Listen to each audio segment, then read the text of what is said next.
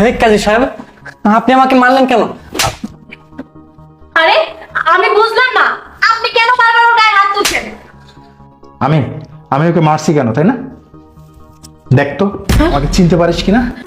আরে তুমি তুমি এখানে কেন এই অবস্থা?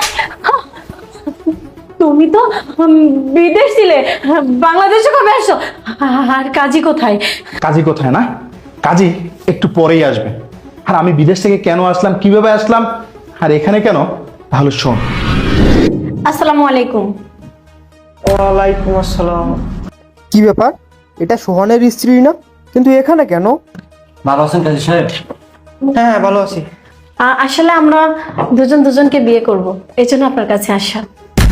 ও আচ্ছা, তা কাবিন কত করবেন আপনারা?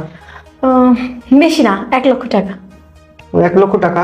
1 লক্ষ টাকা কাবিন করলে মনে করেন খরচ আসবে 2,500 টাকা।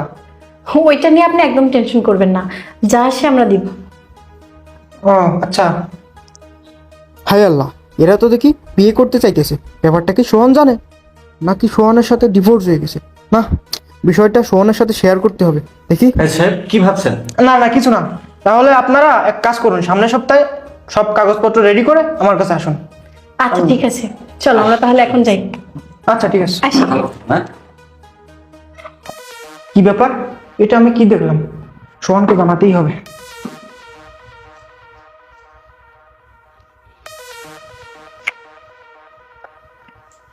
হ্যালো। হ্যাঁ বন্ধু, অনেকদিন পর ফোন করলি, কি খবর তোর? এই তো আছি আলহামদুলিল্লাহ।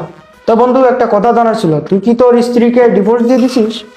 না না, কেন আমি আমার স্ত্রীকে ডিভোর্স দেবো বন্ধু? আমার স্ত্রীকে আমি অনেক ভালোবাসি। কি কোষ, তোর স্ত্রী তো আমার এখানে আসছে অন্য একটা ছেলেকে নিয়ে বিয়ে করার জন্য। হেই, কি বলিস তুই এগুলা? হেই, তুই কি দেখ ভালোভাবে দেখছিস যে ওটা কি আমার স্ত্রী কিনা? হ্যাঁ হ্যাঁ, আমি ভালোভাবেই তো দেখছি। না না, তোর মনে হয় কোথাও ভুল হচ্ছে। দেখ, তুই আমার সাথে এমন ঠাট্টা করিস না। সত্যি করে বলতো কি হয়েছে? তোর স্ত্রী একটা ছেলেকে নিয়ে আমার এখানে আসছে একটু আগে, বলছে যে ওকে বিয়ে করবে। আচ্ছা ঠিক আছে, বুঝলাম, কিন্তু আমার স্ত্রী এমনটা কেন করবে বন্ধু? তুই ওকে বিয়ের কথা কবে বলেছিস? ওকে আগামী সপ্তাহে আসতে বলছি ওদের। আচ্ছা ঠিক আছে, হ্যাঁ আমি আগামী সপ্তাহের ভিতরেই চলে আসবো। সরাসরি তোর সাথে আমি এসে দেখা করব। আচ্ছা তুই তাড়াতাড়ি আয়, আমি এই দিক দেখতেছি কেমন কি করা যায়। কিভাবে আসলাম এবার শুনলি? হ্যাঁ, আমার বন্ধু যদি আমাকে এই ঘটনা না বলতো, তাহলে আমি কখনোই বুঝতে পারতাম না যে আমার স্ত্রী আমার পিছনেই আমাকে ছুরি মারছে। শোন, তোর মতন স্ত্রী থাকার চাইতে না থাকা অনেক ভালো। আমি তোকে কতটা ভালোবাসতাম, কতটা বিশ্বাস করতাম। দিনের পর দিন আমি প্রবাসে কষ্ট করতাম, পরিশ্রম করতাম, শুধুমাত্র তোর একটু হাসি দেখার জন্য। অথচ তুই কি করলি? তোর এই নষ্টামি ঢাকার জন্য, পাড়া প্রতিবেশীর মুখ ঢাকার জন্য তুই সরাসরি বিয়ে করতে চলে আসলি। তুই একটাবার আমার কথা চিন্তা করলি না? তুই একটাবার আমার কথা চিন্তা করলি না যে আমি প্রবাসে কতটা কষ্টের ভিতরে তোকে নিয়ে আমি ভাবছি, স্বপ্ন দেখছি? না, তুই সেটা করলি না। তুই যখন যা চেয়েছিস তখন আমি তাই দিয়েছি। টাকা পয়সা, স্বর্ণ অলংকার, যেখানে যা লাগে আমি তখন তাই দিয়েছি। অথচ তুই আমার টাকা পয়সা এইসব নিয়ে তুই অন্য ছেলের সাথে ফুর্তি করে বেড়াস। হ্যাঁ, তার পিছনে খরচা করিস। তোর লজ্জা হয় না? তোর লজ্জা হয় না এসব করতে? আমার সামনে দাঁড়িয়েছিস কিভাবে? আমি কতটা বিশ্বাস করতাম, কতটা ভালোবাসতাম, আর সেই বিশ্বাস আর সেই ভালোবাসা নিয়ে তুই এভাবে খেললি। দেখ, তোর জন্য আমি আমার মা বাবা সব কিছু ছেড়ে দিছি। আজকে তুই আমার সাথে এমনটা কিভাবে করতে পারলি? আজকে তোদের মতন মেয়েদের কারণে প্রবাসীরা বিদেশে বসেও ভয় পায়। বিদেশে বসে তারা ভাবতে থাকে, আমার স্ত্রী যদি এইভাবে কারো হাত ধরে চলে যায়, কারোর সাথে যদি সম্পর্ক করে। বিদেশে আমি সারাদিন পরিশ্রম করে তোকে আমি রাত্রে একটু ফোন দিতাম, তুই আমাকে কি বলতি? আমি এই মুহূর্তে ব্যস্ত, আমি একটু কাজে আছি, আমি বাজারে আছি, আমি মার্কেটে আছি। না, তুই এসব কোনো কিছুই করিস না। তুই এই ছেলের সাথে নষ্টামি নিয়ে ব্যস্ত ছিলি।